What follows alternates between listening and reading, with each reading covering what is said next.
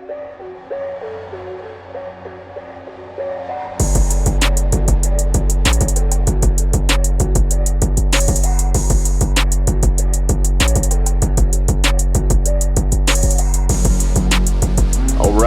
everybody, we are pumped up. Welcome to Separation Nation, bringing great content to you again today. So we're asking you to like, share, whatever your preferred platform for podcasters is that you listen to on a consistent basis. Google Podcasts, Apple, Stitcher, iHeartRadio, whatever it is that you like. Spotify. Make sure that you're subscribing, that you click like. We'd love for you to share the actual episode feed where you can click the button there and share it on your social media and help us get the message out. Help us find the people that are interested in learning to be, do, and have more on what the separators are that separate the ultra successful from people that just kind of coast through life and live in mediocrity. So we're excited to bring another episode today. And also make sure you're liking. If you like us on the audio platform, go to our YouTube at Agents Resource Group. Like, subscribe there, share from there as well. Don't just subscribe on one platform. We'd love to have you on the video side and the audio side as well. So today we're going to be talking about work-life balance. Does it really exist, John Tanner? Tell us, does it exist? Well, you know me as good as anybody. We've worked together for years and years and years, and this is an area that I've always struggled in. I've come to the realization that balance is a good servant but a terrible master. What I mean by that is I believe you can get on the rut on either side. As an entrepreneur, as a business owner, as running multiple businesses, it's impossible to work a 40-hour week. It's impossible to work eight hours a day. But what I found that has helped me more than anything in this area is doing away with the lines. And what I mean by that is society and tradition teaches us get a job, go to school, get an education, get a job, clock in, clock out. If you're going to be a person that embraces the separators that we talk about, clocking in and clocking out is not something that's going to be available in your life. I can't clock in when I get to the office and then clock out and go home and turn the entrepreneur off. There's no switch. There's no magic formula to where, okay, I come home, I'm daddy, I'm husband. I'm no longer a business owner. I'm no longer a builder. I'm no longer an entrepreneur. There's just no switch that I can cut off. I don't think that's a bad thing. When I come to this office, we just took a break in between shooting some other videos. My wife is at the office doing some work. I go over. I'm not going to look at my wife and say, okay, I'm working. I don't have time for a kiss. No, I'm a husband all the time. It's just like I'm an entrepreneur all the time. I quit trying to find that switch. I really struggled with that for years and years and years. I show up at home to be the father I need to be. I show up to be the daddy I need to be. And this is something you've heard me say many, many times. When I'm at home and when I'm with my family, whether it's at home, whether it's on the weekends, whether it's at the movies, whether it's on vacation, wherever, I try to give them quality time because I know I can't give them quantity time. But one thing, if you ask any of my kids or if you ask my wife, they don't, when we eat supper, when we're at home, it's 7:30, 8 o'clock at night, they're not going to find me on a recliner vegging out with a cold beer in my hand watching TV. That's not my life. It's not who I am because I know that those minutes are precious. I know that 30 minutes putting together just take for instance yesterday, I put together a jigsaw puzzle with my daughter. Took us 30 minutes because I let her do most of the work. That time is better than 4 hours ignoring her watching TV. Yeah, I'm with her, but am I really with her? So I try to be conscious of that to give them that quality time because I know I can't always give them that quantity time. Another way that I try to balance, if you can balance, if it even exists, is I've got an open door policy. I've got my wife calls me multiple times during the day. If I can't take it, she understands. But I don't shut down as a father and husband when I step into this office. I'm always available to be that. I don't try to find that switch to turn it off and on. Yeah, well, with work-life balance, one thing that we see that affects a lot of people, especially in the sales career, where discipline's necessary, you're not punching the clock. It's not a career where you know, or excuse me, a job where a lot of people show up, and there's actual policy and you can be reprimanded if you're on your telephone or something like that. And our career field is very much numbers based. So as long as the producer's going out producing, the numbers make sense. They're doing what they need to do day in and day out or week in and week out. There's a lot of freedom in that. But especially in sales related careers, what I found is you have a lot of people that feel torn on that deal because they feel like if they don't make every baseball game now that they can, so to speak, or if they're not back for every recital practice. And I'm not saying miss the real important things. You should make an effort to be at the key mark things. But I do see a lot, especially parents. Single people don't seem to struggle with it as much, but parents that have kids at home that are involved in things, and once they get involved, just for example, in our career, there's always that pressure that, well, now that I have to be at everything. And what you end up happening is they don't know how to multitask and how to really, you got to learn to be able to be all things at all time. I mean, you ask me, I don't have a 9 to 5. I got to when my eyes wake up to when they close at night. And half the time that don't even work because I'm dreaming about the business. I mean, literally last night, I was dreaming about, this is going to sound funny, but I was dreaming about deposits, which are much larger than what they are now. But in my dream, I was ecstatic. So hopefully that's a God dream, But I mean, I'm dreaming about the business at least half the week. I mean, it's just because what you focus on, you empower. What you think on, you bring on. What you think about, you bring about. And I'm a focused individual. I'm on a mission. You and I are building an empire along with our spouses, and we're doing what we need to do. And so when that's your focus, I mean, you can't help but that be the thing that drives you. But what we see when a lot of people are trying to kind of come into that mindset and get acquainted is when they're in the field, they feel pressure and they feel, bad because they're not at home. Sometimes they even feel condemned, that, well, I should be able to leave early and go do this. And then when they're at home, they're thinking about what they need to be doing in the field because they didn't close enough or they didn't make enough money for last week. And so what you end up is you're a whole lot of nowhere. You at both places and at neither all at the same time. That's when if right. you could get your focus in life right and remove all of that junk and understand that when I'm at work, I'm going to be at work. If something arises and I need to take a phone call from my spouse or handle a personal issue, I will. But when I'm at work, I'm going to be at work. When I'm at home, I'm going to be at home. But don't get so rigid like some people I know. And to be quite frank with you, most people that I know that are like this got a whole lot of nothing to begin with. But in their mind, they think there's something. But, when I'm home, I will not take a phone call from an employee. I'm going to turn my phone off. Well, you're going to miss a lot of stuff, Jack, that's going to get you in a bind Right. if you have that outtake. Be at home. When you're at home, be at home. Enjoy the time with your family and kids. But if that phone rings and somebody that works with you, for you, alongside of you needs your help, be there to take a phone call. Nobody's going to drop dead and die, and nothing's going to go amiss because you was able to do two things at once. Well, and I mean, you and I, because we vacation together, being, for the ones that don't know that's listening to the podcast, Justin and I are brother-in-laws. And so we, at least once, twice a year vacation together. And you got two people that own and run a company together, okay? If we shut our phone off for 7 days while we're at the beach, we're going to come back to a mess. A loss.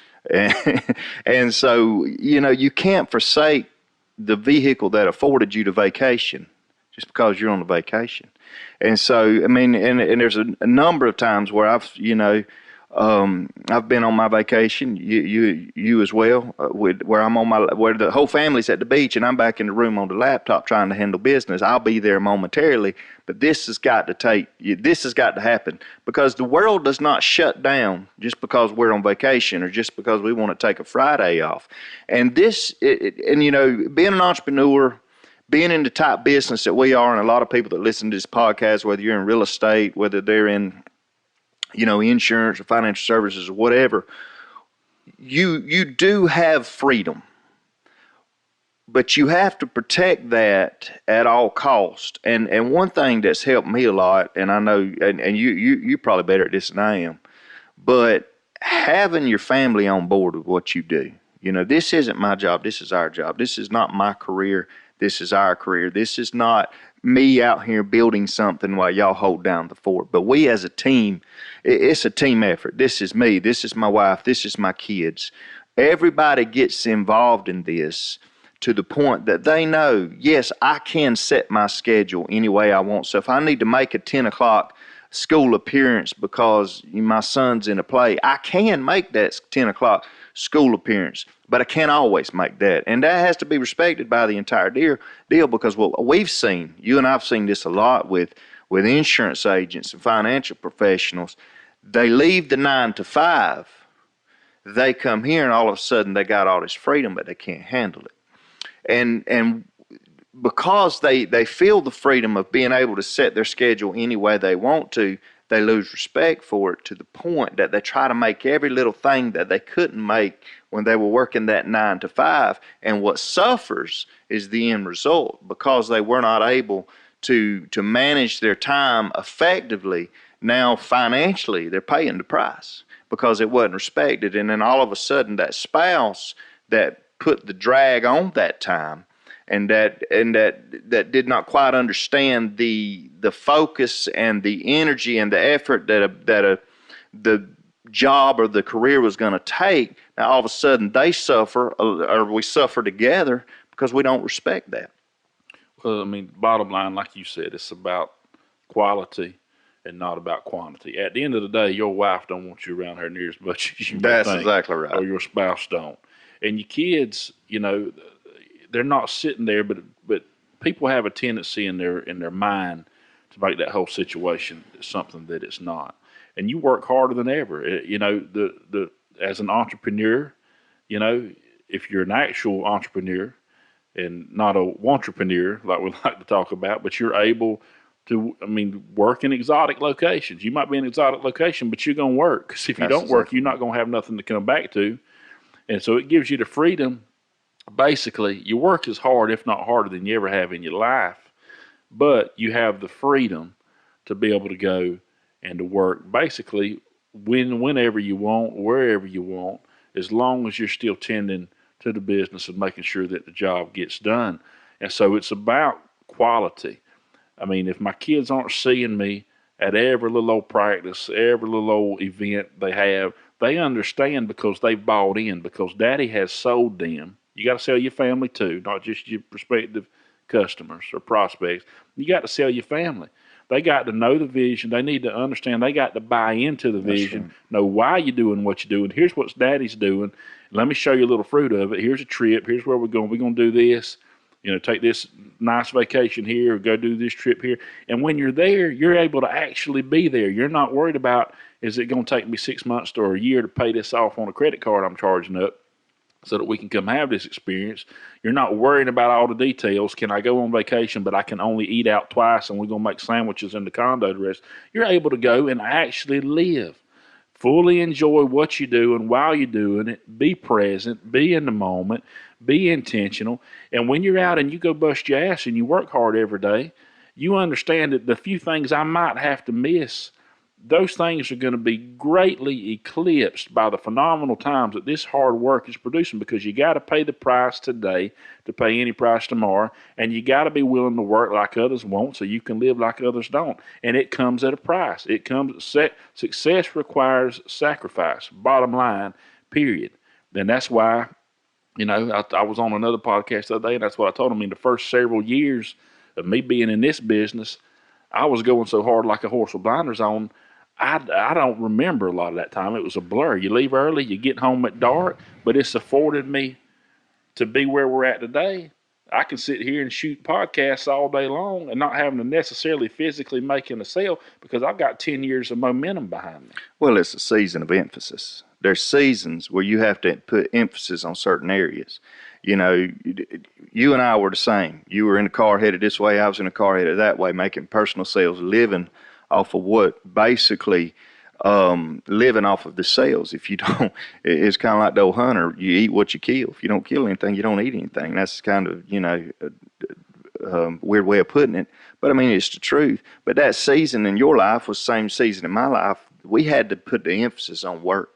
We had to, and you see that in a lot of different careers. You look at a fireman. If he gets the call, there's a house on fire across the street, and he's in his bunk at 2 o'clock in the morning, and he gets the call, he's going to go fight the fire. He ain't got time for work-sleep balance. He ain't got time, because there's emphasis needed. You look at a soldier, he gets deployed to Afghanistan for 9 months. He's not going to see his family for 9 months. It's a season of emphasis. His country needs him. Sure, his family needs him, but his country needs him as well. So all of a sudden, his life's way out of balance. Now, there'll be a time when he'll come home and he'll spend time with his family, but those seasons of emphasis, you and I, we kind of laughed about it, talking about it the other day. I think we both gained 30 pounds during that time because we didn't get to the gym like we used to.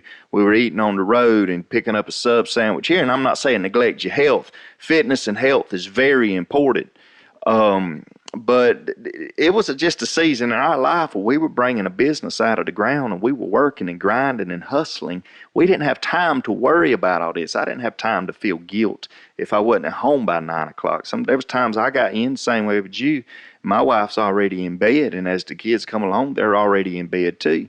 And I just have to figure that out, getting back to the quantity versus quality. I may get in at 10 o'clock at night because I was out working, not just working for me, but working for them too. I may miss moments, but I'm working so that I can create other moments. And those moments that I'm going to create may not necessarily be sitting around the TV watching cartoons. It may be that trip that I get to take them on. And it ain't all about trips and lavish living and all of that. But it is good to be able to, because kids remember trips. I know, look back at my childhood, I remember going to the beach. I remember going to the mountains. I remember camping. I remember these different things. So I'm working so that I can create those moments that they would not be able to have if I didn't work the way I do. Well, and when a kid sees the moments, and things that are experiential last much longer than things that are discussed or talked about or communicated.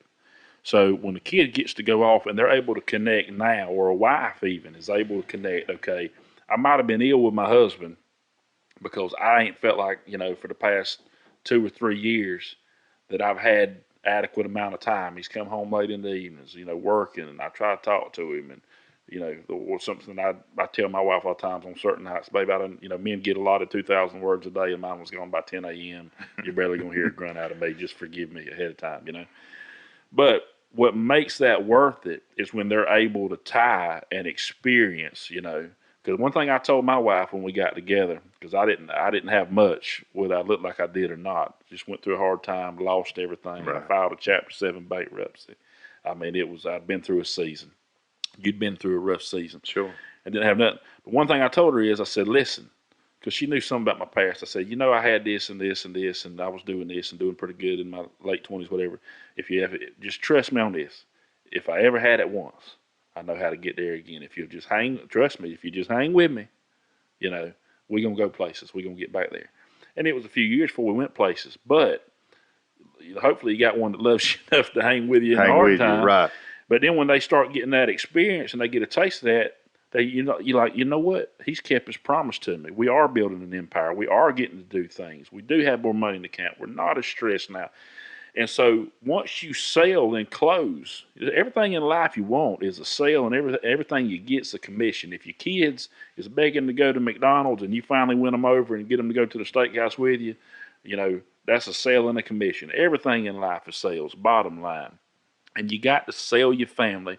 They got to buy into it, and they got to understand what they're doing. And then we also have to understand what our primary objective is and be realistic about what we're doing and why we're doing it. I like physical fitness. I'm into it. I work out in the gym 5-6 days a week, 6 when I can. Always 5. And the older I get, the more I do it just to try to stay halfway in shape. I'm not trying to be a magazine model, but I got to understand what's my primary objective. Is my primary objective to be so consumed with health and fitness that it takes 4 hours of my life every day, or am I at a position in life understanding my objectives that I want to build a company and an organization? Is that my primary objective? And then I'm going to just do my best to be in the gym. Is the gym important? Yes.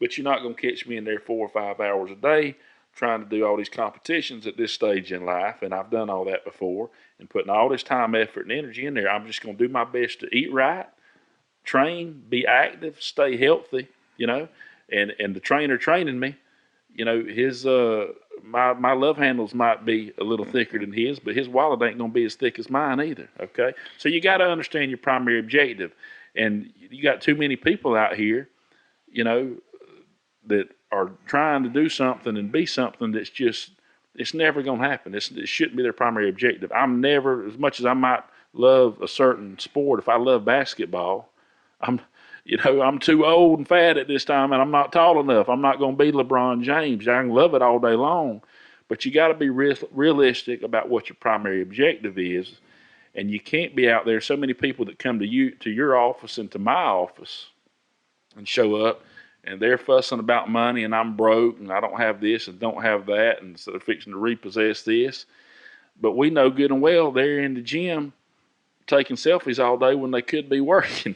Well, and that's the thing. Fitness is very important to all of us. But again, like I said, opening this podcast, it's a great servant but a terrible master. I mean, and I don't know if I'll answer the question myself. Maybe you'll answer better. Balance is something we need, but I don't know that we can ever truly obtain it simply because of the different things we said, like with the points of emphasis in our lives. But I think a lot of times people, and I've said this before, people will make themselves busy so that they can feel like they're doing something. But at the end of the day, being busy and being productive are two totally different things. Different. And so, spending 5 hours in the gym, great. If that's your career, if that's what you do, if you're a trainer or you're a model or you're a competitor, that's great. You need to. 5 hours might not be enough. You've got to do more than the competition. But if it's something that's going to just serve you in life, and it's for health, and it's for these different reasons, then you're going to have to manage. Manage is a much better word than balance. You're going to manage your time in such a way that you can be as productive as possible. And that's, again, that's the difference in working a job, J-O-B, 9 to 5, 40 hours a week, clock in and clock out, and actually running a business or actually being an entrepreneur, actually being in business for yourself. It's not about getting your 8 hours in anymore. It's not about getting your 40 hours in anymore. It's not about making overtime. Now it's about doing as much as I absolutely can within allotted time frames. And if I've got 12 hours today that I can put in before I have to make another commitment, I've got to do as much as possible in that time. So balance changes so much when you're in business for yourself. Well, you just got to make a choice. At the end of the day, it's about decisions. And for me personally, and also any major, actual, real influencers, real successful people that have really built things, built real businesses that not just made therefore no more rich. We talk about the difference in success and significance, but people that have actually become significant and built something. I mean, I don't know any of them that's not physically fit, or at least make an effort to be physical every day, day in and day out. But they also have to understand their objectives and their primary time. The lion's share time in their day is going to go towards what can be monetized. Because at the end of the day, oxygen is, other than oxygen, money's the most important thing out there. It's just the bottom line. You can't do nothing without it. And so, you can't be broke and then go spend work days chasing a white ball on the golf course. Now, if you got plenty of money and you got residual income and you got passive income and you busted your ass for 30 years That's or right. 20 years and you built and sold a company and done, and that's what you want to do, God bless you. Go be happy. That's what this is for.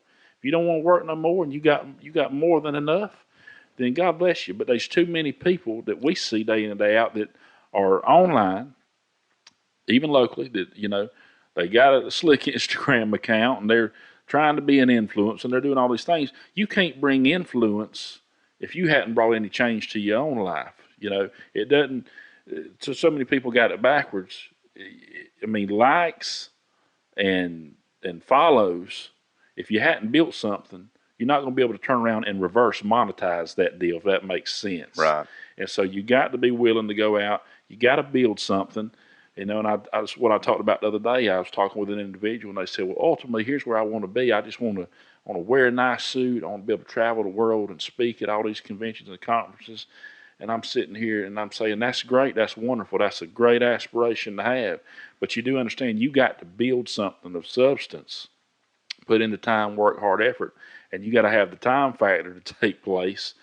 And you got to build that and be consistent over time for people to take you seriously, to want to hear what you got to say and want to even have you in to speak on their platform. And so in today's society, and that's another thing you face with work-life balance, you see all these people that are out of balance in the aspect of they want the end result without doing all the work. They want to go through and say, okay, I want the result, but I don't want to be a part of the process. Well, the process is where you find out, and life proves if you're worthy of the result.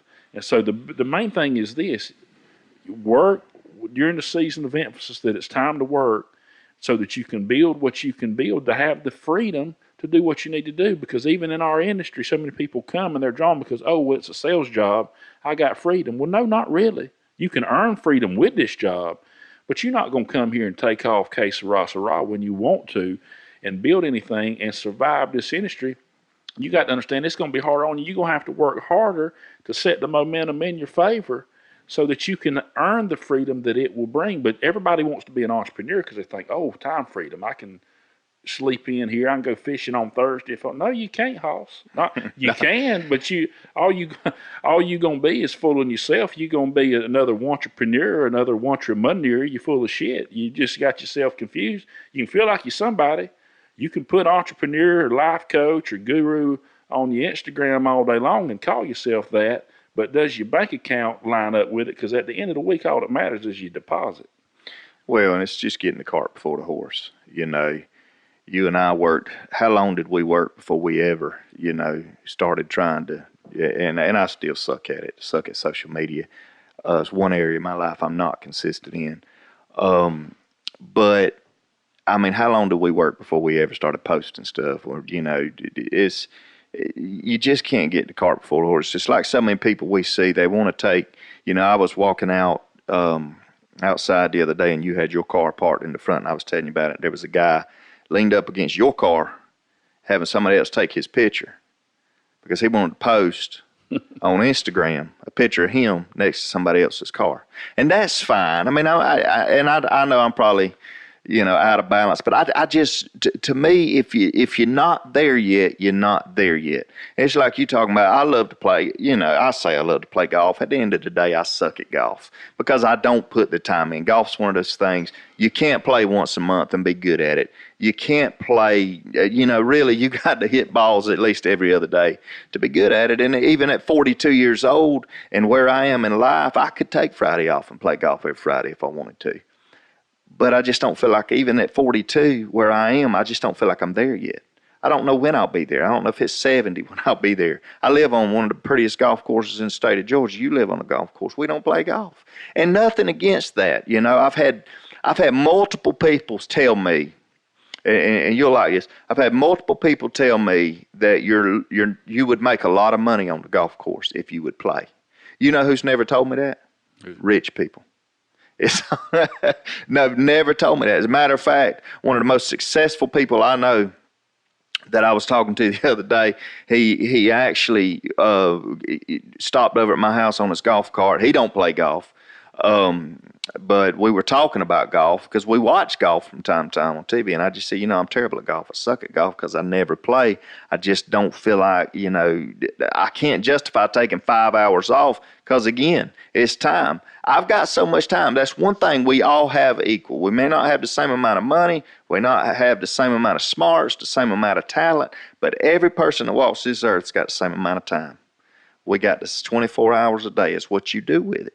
And I got a family, and I got work, and I pretty much break down everything in my life has to do with either faith, family, finances, or fitness. Them's the 4 priorities in my life. I'm going to work out. I'm going to spend time with my family. I'm going to try to keep my faith in order. I'm going to try to make time for the spiritual things. And then we got finances, which is a big deal. And it's every day as time passes, the world we live in, finances is so very important. And you may not say it's important, but everybody listening to this podcast, everybody you come in contact with, they spend more time during the day, during the week, working for finances or worrying about finances. So it's very, very important. But I just don't feel like I'm there yet. And that's where we were talking about a while ago. People get the cart before the horse. They say, okay, I'm in this new career. I'm starting this new business. I can finally take Fridays off and play golf. Well, you may not be able to. That may be something that you have to put on the side, so you go through a season of emphasis and you concentrate on that career and you concentrate on that family. Because here's what I'm not going to do. If I have a week where I've got to work 60 hours or 70 hours, let's take a CPA, for instance. It's tax season. We just filed our tax returns yesterday, last day to file them. If I call my CPA and on Saturday before the tax deadline and say, listen, I need to talk to you because Tuesday's coming, he's going to be at his office working on Saturday. He's going to be at his office working on Sunday because it's a season of emphasis for him. His family knows, okay, tax season's in, the deadline's Tuesday. It's going to take, because I'll tell you this, if I call him on Saturday and he ain't available, he won't be my CPA next year because I need him. I need him by that deadline. He knows that, and he's got sense, and I know that. And so same way with me. I've got certain clients that if they need me on a Saturday, they know they're going to get me. They absolutely know they're going to get me because I'm not turning that off just because I'm trying to balance things. Well, lack of direction, not lack of time, is the issue because we all got 24 hours in a day. And so you have to know what your emphasis season is. You have to have direction in that time. And then you got to direct your attention to what needs it at that moment. You got to be fluid. But, I mean, you and I have talked to them. We know some producers and things that say, well, I went on vacation and didn't answer my phone all week. But then they also want to bitch and complain because they're not where we are, not where they think they should be in life. But, I mean, insanity is doing the same thing over and over again, expecting a different result. If you don't like where you're at, you're not a tree. Get up and change. Bring change to your life. Take control of your life. It's life by design. You're the one that's in control. You're the one that holds the key.